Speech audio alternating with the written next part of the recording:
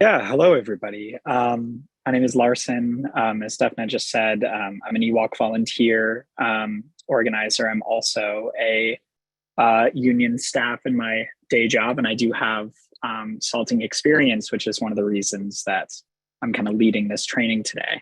To kind of set the stage, we're going to be going through like this is a salting 101, right? So it's not going to go like in depth on all the skills you need to organize. In order to learn some of that, like part of it is like getting in touch with a union or going through like an EWalk fundamentals course, like understanding kind of like the day-to-day like grinding of what you need to do to organize a union. All right. So when we're trying to like understand like what salting is, we have to actually define it first, right? So what is salting? It's a pretty simple concept. Like a salt is an organizer that takes a job at like a workplace with the goal of forming a union. Salting can be done by individual organizers, though it's probably not the strongest move, a group of organizers together, political organizations, or as part of an established union's organizing campaign. We're going to be discussing like a couple of these different like means of salting kind of in the salting history section. And yeah, without further ado, let's get into some of that salting history. So this is just a really truncated version. Obviously, there's a long history here, and we don't have time to get into all the nitty gritty details. But oh, my computer, there we go, was not cooperating. But yeah, we're going to start kind of like talking about the history of it with the early 20th century. This is like kind of a period that folks who are familiar with salting are probably very familiar with. Like, you know, in the late 20s and early 30s, thousands of political radicals, people from the communist parties, socialist parties, and like different anarchist groups entered like industrial workplaces to organize those workplaces into unions.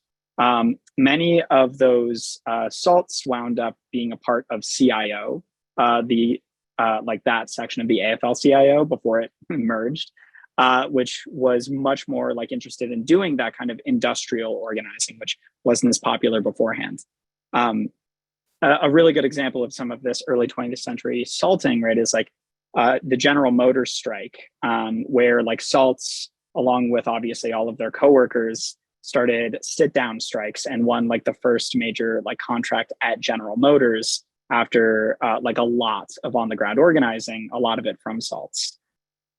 After that kind of like period of like pre-New Deal and then during the New Deal, like labor organizing, salting kind of fell out of official favor with a lot of like organized unions. There was, as I'm sure some of you are aware, like a lot of purging by these unions of radicals, socialists, communists, anarchists within their organizations to try to enter into a phase of what we call business unionism, really like tamping down on workplace unrest and trying to essentially kind of like wed the labor movements to like measures of state control in order to like tame workplace unrest. And during this era, like salting really became something that was not really done officially through like unions themselves, with some exceptions, but was kind of like thrown into the back burner. But there was kind of a reawakening of a lot of that kind of union organizing around the late 1960s and 70s, with a particular focus of like different political organizations and caucuses within unions attempting to change that structure of unionism. So like a lot of folks from like the SDS and other organizations, like during kind of like the New Left movement, decided that like their strategy would be to industrialize, right? Like leave college campuses and go get working class jobs in industrial factories, industrial workplaces, and used salting tactics to go into already union shops and try to challenge from within the like elected union leadership in order to radicalize the unions themselves.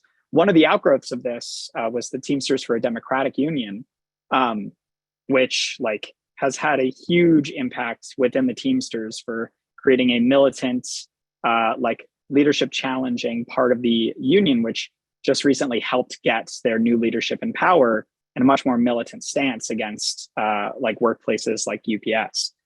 There were also movements of workers like the Dodge Revolutionary Union movement of Black workers attempting to challenge some of the institutional racism within the UAW and fight for like a stronger, more militant anti-imperialist union. It's important to note here that these are like long-term salting strategies, right? Like people who are deeply committed to not just like salting a workplace until it's union, but staying in that workplace, whether it's union or non-union, in order to like change the entire structure of like the labor movement. In the contemporary era, there's a lot of really fascinating examples of salting. Defna mentioned at the top, like Starbucks workers. A lot of the folks who are involved with the Starbucks union movements have been like trained by like different salting programs, different unions to like help out their coworkers on the inside who are trying to organize a union. There have also been examples of like radicals joining like the Amazonians United campaigns and the ALU, which assisted in the victory at JFK 8, that warehouse. And some unions contemporaneously have their own salting programs that where they like recruit organizers, train folks, and then help people get jobs at places as part of an organizing campaign. But yeah, now that we kind of understand some of the history of salting, we can go into a little bit about how salting is actually done, right? You're a radical, you're wanting to organize a union, you get a job at a place, but what do you do next, right? Part of the role of SALT on a campaign, right, is like helping out with research into the place that you're working at, right? Like understanding how the employer functions, understanding the intricacies of the job, right? And also trying to figure out like how the money moves, who the power players are.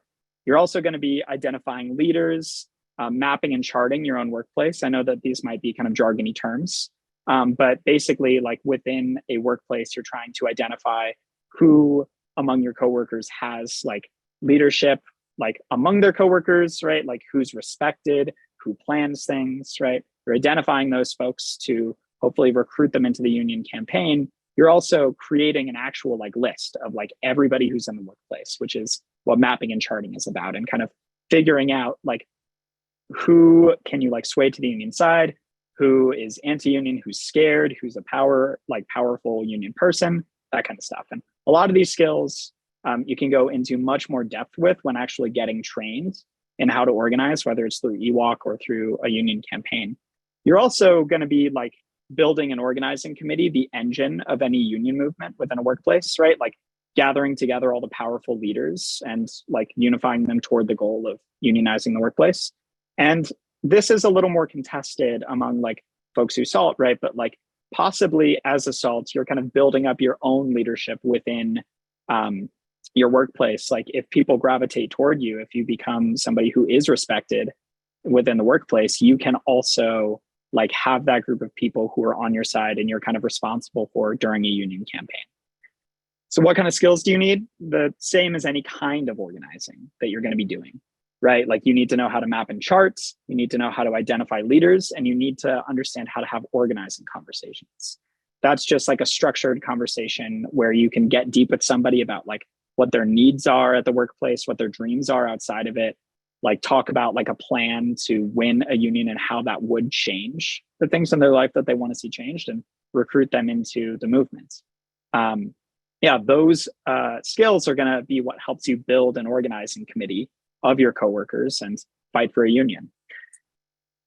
So you have to be like, in doing this, you're building strong committees, right? Like that organizing committee can't just be like SALTs and some people that you identify as leaders that you kind of throw in to like a campaign without any skills, right? Like your job is also to help those other like coworkers become organizers in their own rights, right? Like learning how to like move their own coworkers, right? Learning how to do that mapping and charting, and learning how to like push for the workplace changes that they want to see.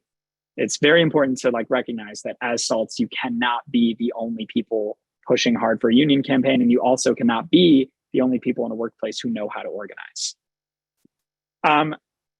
This is kind of more for like folks who are thinking about unionizing a workplace and like entering into a workplace to SALT it, but don't have like a union in their like area that's doing kind of like trainings and helping folks like as part of a union campaign. Basically, you need to know how to have like an organizing conversation so that you can like recruit like people that you trust who also want to SALT, right? Like and really delving into like what it's going to be like in the workplace, right? Like talking with them about what their vision is, right? Because you don't want to like bring a bunch of people into a workplace only for a lot of people to fall off, right? So really digging deep into what they want, like how they envision their own lives, right? Talking to them about a plan to win. So you're not just saying like, hey, we should unionize, right? Without a real plan. And then ultimately like making an ask of that person to join you in that like fight, right? Like they can say yes or no, but if you've gotten really deep with them, at least they're like thinking through like, what would it actually look like to be there? And it's really important. This isn't exactly a skill, right? It's more of a reminder, but it's really important to stress that like as a SALT, like you are not like a savior going into a workplace to try to like, you know, win a union for your coworkers, right? And like push heroically toward like a unified movement, right? It's about being a coworker with the people that you're working with, right? Like you're not separate from the rest of your coworkers. You are doing the exact same kind of work that they're doing, right? Like you're not better than anybody, you're not more visionary, right? You have to be like on an equal playing field with folks in order to like help people become organizers in their own rights. So yeah, with that, I think I want to go into a little bit of a case study of like warehouse salting. This comes from my own experience, and it's actually a failed unionizing campaign. But one of the reasons that I want to talk through it is because I think we can learn a lot more from failures oftentimes than we can from like true victories. So some backgrounds. I was a SALT in as a part of a union campaign trying to organize warehouses in both Colorado and California. I'm here in snowy Colorado right now. And in Colorado, like the campaign at the warehouse that I was recruited to SALT at was almost entirely SALT led. Like the organizing team was pretty much entirely SALTs because of severe budget restraints and constraints, within the union that was trying to organize. That team of SALTs, about 10 people, helped organize a warehouse of around 400 people, signed up 70% of the workforce on union cards, which if you're not familiar is like a little card saying like, I want to have a union here, right? It's what you do in order to start a union election.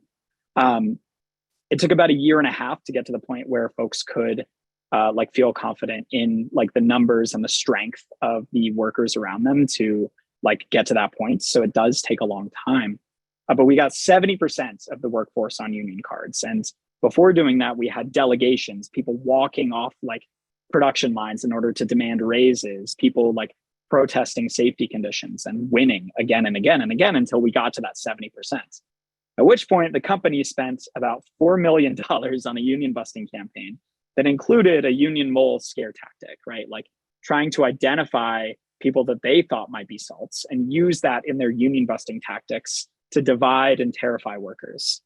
We ended up losing the election when it came, and pretty badly too, which we'll get into a little bit, but we won safety improvements and $5 raises for everybody at the warehouse. And then after the campaign, SALTs ended up leaving, right?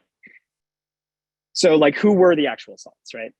The union recruited like 12 folks for the Colorado warehouse. One left the campaign and one never showed up for a first shift. The rest of us who were in there were doing everything that you do on an organizing campaign, right? Like identifying leaders, recruited them to the OC, all the stuff that we've talked about, you know, built the committee, led delegations.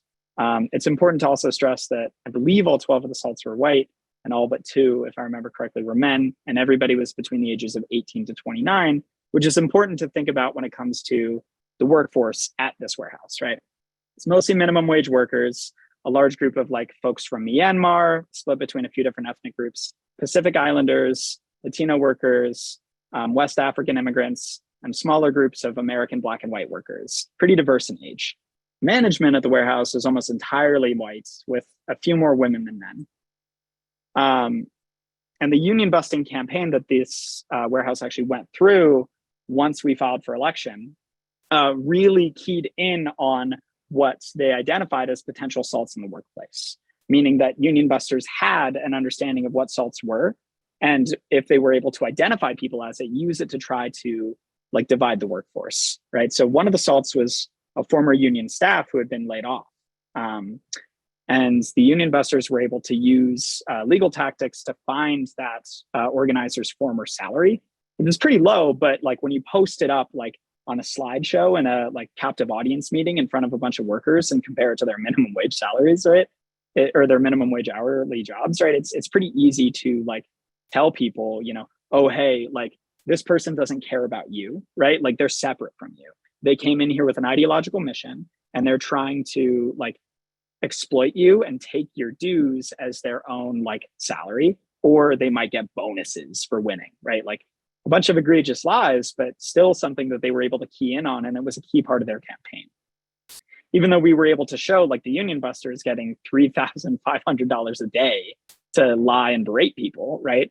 Their campaign was clearly pretty effective because in the end it worked, right? So there's a lot to learn from in terms of like how to think about like who are the folks who ought to be salting, what kind of protections can you have when you're doing it, right? Like trying to outthink the union busters and keep the union movement strong. The outcome overall, right, is that we ended up losing the election. And there were a lot of reasons that we thought through for why, right? Like we got 70% of the workforce loudly proclaiming they wanted to see a union at the workplace. So why did we lose, right? I think that there were some major issues around having a relatively weak committee. I think we were too reliant on SALTs for their leadership and not like spending enough time developing workplace leaders into organizers in their own right. And I think that that was probably a big part of the reason for our loss, which is why I want to talk a little bit about what to avoid, right? Like it's really important that as a SALT, you find your role within the workplace, right? Some SALTs are going to be the kinds of folks who end up being workplace leaders. Some SALTs are going to be folks who are able to keep other folks strong and do some of the logistical work of like keeping track of numbers, keeping track of like who's hired, who quits, all that kind of stuff. Some folks are going to be really good at training other people. But if you're taking on all of those roles yourselves as SALTs and not including the workers that you're working with, your coworkers, you're not going to be able to build out that strong committee that can withstand a union busting campaign.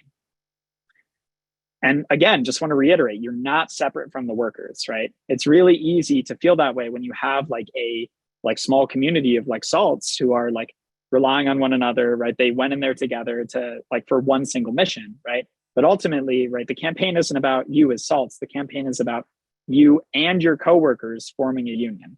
And if you're acting like you're separate from the rest of your coworkers, people are going to notice and feel like you're using them, right? So it's very important to remember that salting is not like an internship. Salting is not like a savior mission, right? Like salting is like being dedicated to staying in a workplace, right? Like hopefully through an entire union campaign and into like the contract process and being committed to being in that workplace and being a worker there, right? Rather than somebody who's like, all right, I'm going to unionize and then I'm going to dip, right? Because that can create a lot of that tension.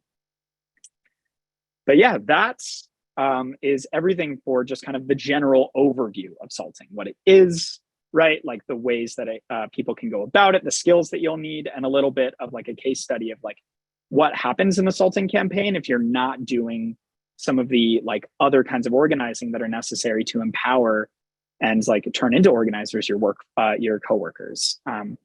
So yeah, I'm going to throw it back to Daphne to kind of lead the Q&A. Great. Thank you so much, Larson. That was really great. It's great to hear about your personal story in your salting campaign. Actually, I had a question. Someone asked if anyone was fired by the employer during the campaign. So people were like fired kind of in the run up to people going public, right? But it wasn't in reaction to the union campaign, right? Like they couldn't really, like with that much scrutiny on them, right? Like it was hard for them to try to isolate and fire folks. So no one was fired in retaliation for organizing, but there was a lot of other kinds of retaliation. Yeah. It's an interesting story because there's real questions here of racial divisions and SALTs coming from a specific background. And I don't know if you wanted to say anything more about what people can expect, kind of like maybe what are some tactics or methods that people can take when trying to overcome those gaps between them. And I will just say that if people want to, I have, oh, there we go. I've got some questions in the Q&A, so keep them coming. Yeah, I think part of like overcoming like divisions within the workplace, right? Because it is something that bosses are going to seize on in a campaign, right? Like if they can divide people along lines of race, along lines of gender, national origin, they will, right? Part of it is forming those really deep bonds with your coworkers, right? Being like a genuine friend and comrade to them, right? And like really getting to know somebody and their own struggles, their own life, right? But another part of it is making sure that your organizing committee is representative of the workforce, right? Like if your workforce is majority Black, right, your OC should probably be majority Black as well.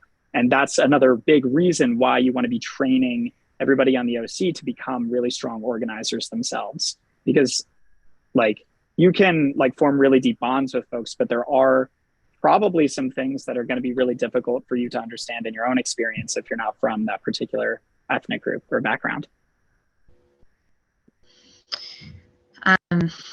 There's a question that I think is a little bit related. You know, someone was asking, does it ever feel dishonest that you're a SALT?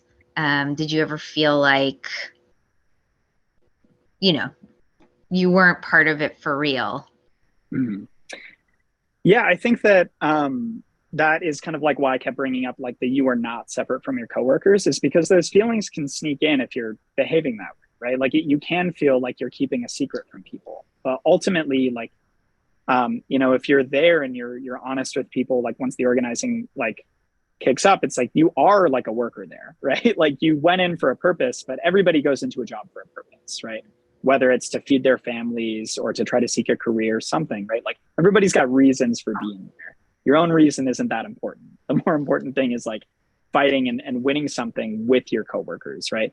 And ultimately, like it is up to your coworkers whether they want to like fight and form a union or not. Like you could SALT at a place, right? And like no one is interested in organizing, right? Like no one has like any like clue of like why they would, right? That's like a non-starter, right? Like you can't build something out of nothing. Like if people want to fight for a change and you're there to help them do it, then they'll fight for a change. Yeah, that's right. Ultimately, a lot of the work that we do, even when we're not salting, but we're trying to build the labor movement, is give people the tools to do something that they actually themselves want to do. If they don't want to do it, you're not going to get them to do it. There's another question kind of along these lines where someone was asking if you tell people that you're a SALT, and if so, when?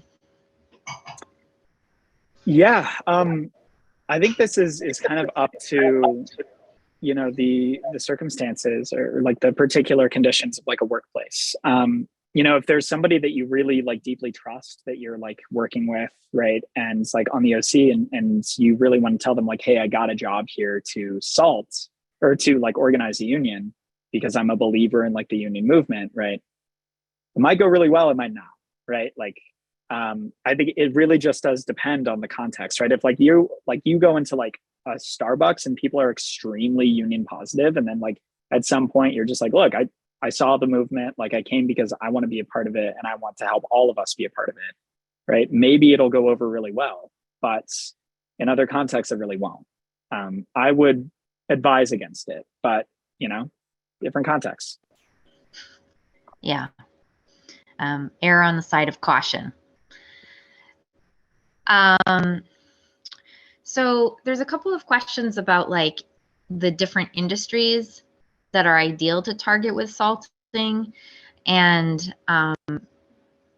like one person was asking if what can you say to the benefit of salting in the service industry? Yeah, what are your thoughts on where it makes sense to salt, if you have any thoughts on that? Yeah, I think part of it is going to have to do with your own capacity, right? Like as salts. So like if you're working with like an already established union that is running like a salting program as part of like a larger campaign, right? Like they're going to be the ones who are determining what like the industries are. And they tend to go for larger workplaces, right? Like that can have like a lot of organizers like there, like helping push it through. But if you are like a group of political activists from a political organization, or if you are just like some union positive folks who want to go in and do it, right? Like if you and like your 5 friends go into like a warehouse of like 3,000 people, you could probably do it, right? Like if people want to organize there, but like it's going to be extremely difficult and take a long time, right? That's not to say that like small workplaces are any easier, but like it is important to kind of like think about your own capacity, right? Like, do you have like the ability and the time to like take on a task that's that big? And I'm not saying that to dissuade, because people have in the past, like the General Motors example from the very start was not a very large group of salts who were a part of that organizing effort, right? And the workers there were already like militant and wanting to do something. It's not like the salts came in and like brought the union gospel to people, right? They just brought in some other kinds of organizing skills. And so like you can do massive things with small groups of people, but it is important to think about your own capacity.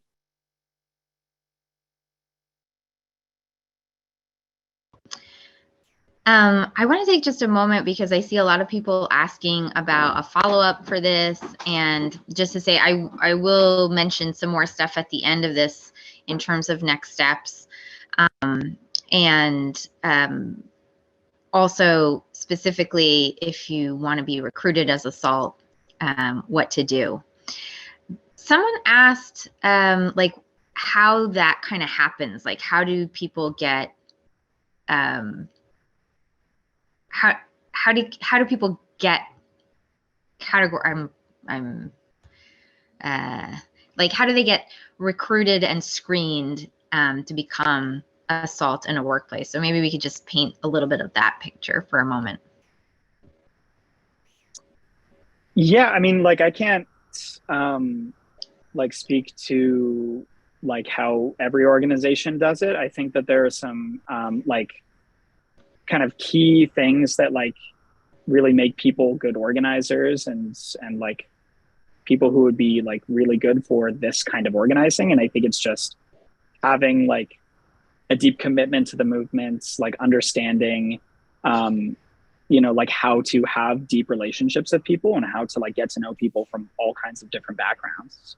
Like so much of organizing is really just listening to people and like tying their like issues and their dreams to a campaign that can fulfill those kinds of things, right? Like fight, like to challenge and change like those issues in the workplace and help people kind of build the lives that they want to.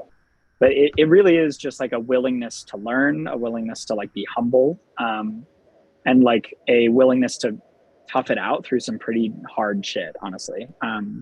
Like being a SALT is not like an easy thing. Organizing a workplace is not a very easy thing. You're going to be doing it like, because you're going to be working like a full-time job probably, and then also like organizing during a lot of your time on shift and off.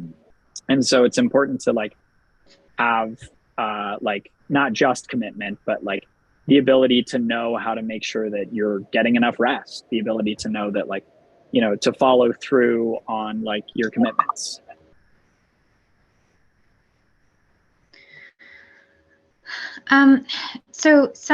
So after you've gone through this process of getting selected and you start salting in your workplace, you just described a campaign where there were 400 people in that workplace. That's a pretty large place. It's much bigger than, let's say, a Starbucks store where there's, I don't know, what is it, 15, 30 people, maybe, depending on the size of the store, I guess.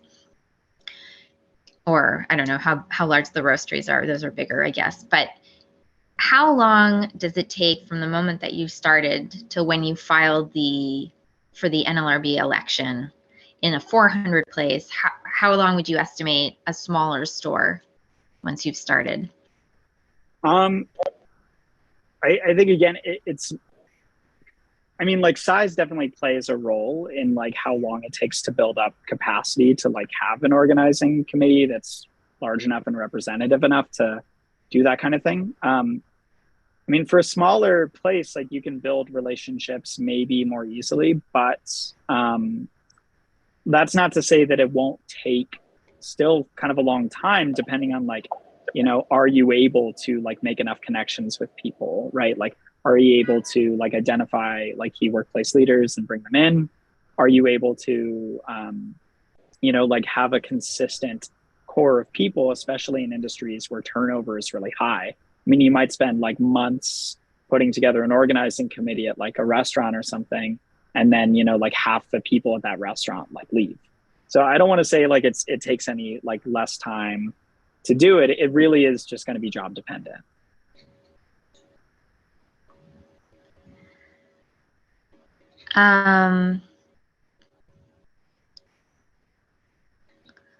Okay. Trying to see what else we've got here. We've got just a little bit longer to go, and there are a lot of questions.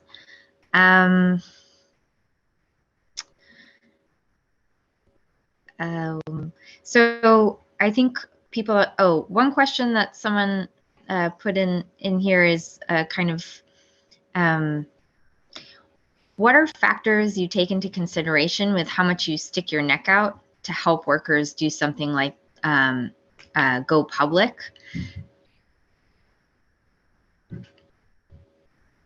I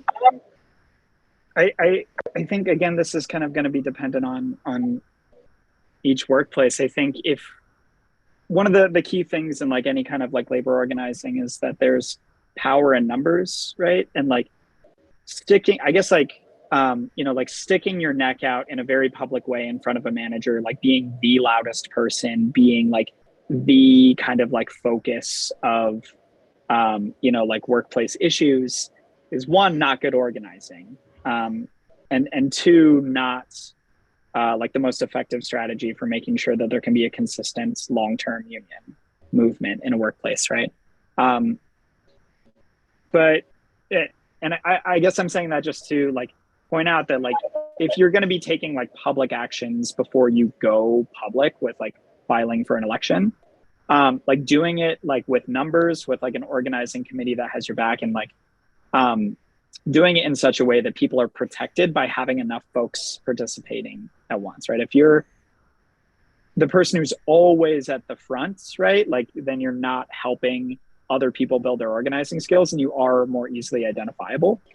However, like helping your coworkers with like interpersonal issues, helping your coworkers like with particular like frustrations with managers or with HR, right? Like doing those kinds of things can help you not just be a good person in the workplace, but it can help you build like trust among your coworkers, right? Like if they know like that DEFNA is the person to go to, like when they have like a struggle with scheduling, right? Then, people will probably come to DEFNA for other like workplace issues, and you can start like using that as part of your organizing. But you probably shouldn't be like, going and like yelling at a supervisor on your own. Yeah, these are good. I feel like whether you're a SALT or not, like those are good things to be if you want to be a leader. And as a follow-up to that, I see someone ask this, and I think it's very related, but any advice for being a good SALT if you're more of an introvert? A lot of the primary skills discussed sound more extroverted in nature. Yeah, I think if you are somebody who like really is like deeply introverted, right, you are still going to have to build up some organizing skills to be a little bit more personable. There's no like kind of way around that, but there's different ways that you can do it, right? Like you don't have to be kind of like gregarious and like all over the place and like the life of the party, right? Like you can take on roles that are like, training people like in the organizing committee, right? Like helping other folks build their organizing skills by like, talking with them one-on-one, right? You can also like be kind of like taking on more of a role of like keeping track of like, like we were talking about the maps and the charts, right? I mean, a really key part of like organizing is not, or salting is not necessarily being somebody who can lead like 30 people, right? Like ultimately you're not trying to become like the leader of anything. What you're trying to do is create a union, right? And that means like a body of workers who together like are taking like ownership of their workplace, right? So there are like different things that you can do as an introvert. A lot of it is going to have to be kind of like more one-on-one conversations with folks, digging deep, building those friendships and relationships, but also maybe like assisting other folks like on the OC with those more logistical tasks too. Um, so moving a little bit like step by step, we had talked originally about kind of the initial things, but someone asked like where was your focus when you first start as a SALT, and what are some specific strategies that you use to bridge the gap to non-English speaking folks, for example? Yeah, so when you're starting off like in a new workplace as somebody who has a mission to like help folks unionize there, a lot of your time at kind of the start of your job is really just getting to know the work, honestly, becoming like a good worker at this workplace, somebody who's pretty good at your job, because it would suck to go through all the trouble of getting into a workplace only to get fired for, like doing a lousy job, right? So a lot of it is like familiarizing yourself with the job itself, building relationships with people around you, right? Like getting to know people and just like becoming kind of like a trusted part of the workplace, right? Like, because you are a worker there, you're trying to make sure that like you're doing a good job, you have good relationships, and you get along with people. Um, Other things that you're kind of doing at the start, and thinking specifically about bridging gaps with like across language barriers or like other kind of barriers, is really just getting to know people and finding out what they like to do, right? Like there were a lot of folks in my context that like didn't have like a lot of English language backgrounds, or like, and God knows I only speak English, so I was useless to like talk to them, right? So finding things that people like enjoy, right? Like, do people play soccer on the weekends, right? Like, even if you're not able to like fully speak the same language, you can find ways to communicate and be like, yeah, I know you guys like play soccer. Can I come one day, right? Like, it's not a weird thing to like want to hang out with your coworkers. It's really about being like a good friend. But you're spending a lot of your time doing that. And ultimately, like if you show people, kindness, most people are going to show it back, right? Like not everybody, but most. And that's a big part of like building relationships across language barriers, is just being willing, again, to be humble, to learn, and to try to find ways that you can like connect, right? Some kind of interest that you have together. So building friendships and relationships as a key way to get your organizing. That makes sense. That's like a lot of that's basically what a lot of organizing is. I know that can seem unappealing sometimes if you're an introvert, but I think there's ways to make friends in your own way, and you do kind of have to come out a little bit from your shell if you want to get other people to get involved. But luckily, right, Larson, I feel like the best leaders are not necessarily the most boisterous people. They're not necessarily the loudest, the angriest, the most activisty. I'd say maybe even those people aren't necessarily the best leaders. Maybe the best leaders are a little bit more quiet and but are sort of trusted by their coworkers. Would you agree with that? Yeah.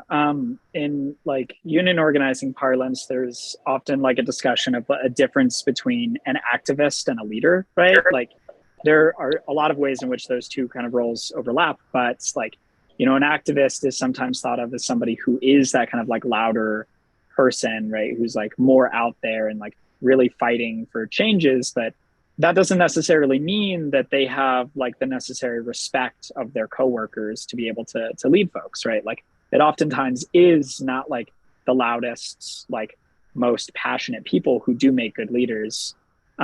It's like a lot of folks who are just like, trying to get through the day, but they're kind to their coworkers. They're respected by their coworkers, and people know that they can go to them for solving problems, right? So it's like those kind of folks who can like, if you're like somebody who's like always talking about like how we need to make changes at this workplace, but like, like the person that people are actually going to is somebody different, right? Like if you tell somebody, I think you should sign this union card, and you're having like a deeper conversation, they might do it, they might not, right? But if that person who's not always like kind of out at the front talking about it, but is really respected, like comes to somebody and is like, hey, these problems are fucking real and we need to make a change here. The way that we do that is through the union. You should sign it. If it's somebody that's like that, somebody might be like more willing to listen. So yeah, I do think that there is that sometimes distinction between activist and leader. And that does mean that there's like a lot of roles for people who aren't the most, out there. Mm. Right. Everybody can play. Everybody can play a part. Everyone can contribute in some way, and many hands makes light work, something like that. So people of different sorts can be useful in different ways. Someone asked, any advice on surveillance in the workplace while salting? Especially since we use apps to clock in, and that data can be easily compromised, and just general surveillance at work, whether it's cameras or managers who are the managers doxing who you are with and what you do on your lunch break, etc. Yeah. So like a key thing to think about with any kind of union organizing, but definitely with salting too, is that most of your organizing, like that's directly related to like making asks about like a union, right? Like should be happening not on the work site, right? Like it's really important that that is the case, right? If you're like in a remote context, right? Like that means you should not be using like work phones or like work emails or like work accounts, work computers to be doing your organizing, right? Like you can use those things to build relationships with folks, and you can use time at work to build those relationships. But ultimately, right, like the last thing you want to happen, like if you're trying to recruit somebody to an organizing committee, is like, like you are like going behind the stacks in like a warehouse, or like you are like by the water cooler somewhere, and you're saying the word union and then your boss walks by, right? Or like a security camera picks up something, right? Like you should not be using the word union like on the workplace almost at all. Like I would say like straight up don't. So like I guess like the advice that I would have for getting around that surveillance is building up relationships with folks, asking to hang out outside of work, right? Going to people's homes, going to a park, right? Going to a cafe, right? Like finding a space that the boss doesn't control to have those deeper conversations, and to have those harder asks.